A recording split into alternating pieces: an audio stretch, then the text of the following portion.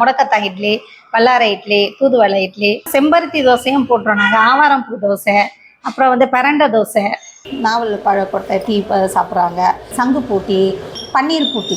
இது 3 ரெகுலராக சாப்பிட்றவங்களுக்கு sugar level கம்மியாயிட்டு டாக்டர்கிட்ட செக் பண்ணிட்டு சொல்கிறாங்க. இது முடக்கத்தான் பணியாரம், முடக்கத்தான் கார பணியாரம். இது கால் வலிக்கு நல்லது.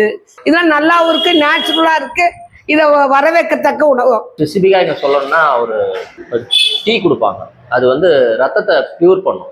மூச்சு பிரச்சனைகள், மூட்டு வலி இதெல்லாம் இல்லாமல் அந்த டீ ரொம்ப சூப்பராக இருக்கும். இங்கே ஸ்பெசிஃபிக்காக அந்த டீ தான். நிறைய பேர் சொல்கிறது என்னென்னா, நாங்கள் ஹாஸ்பிட்டலுக்கு போனாலும் எங்களுக்கு சரியாக மாட்டேங்குது, மருந்து மாத்திரை சாப்பிட்டா இன்னும் வயிறு வலி அது மாதிரி பிரச்சனை தான் வருது. ஸோ நாங்கள் இங்கே சாப்பிட்றதுனால நல்லா இருக்கிறோம் அப்படின்னு சொல்கிறாங்க சார். முழு வீடியோவை எங்களது யூடியூப் சேனலில் பார்க்கலாம். மேலும் வீடியோக்களை காண ரியாக்ட் தமிழா யூடியூப் சேனலை உடனே சப்ஸ்கிரைப் பண்ணுங்க.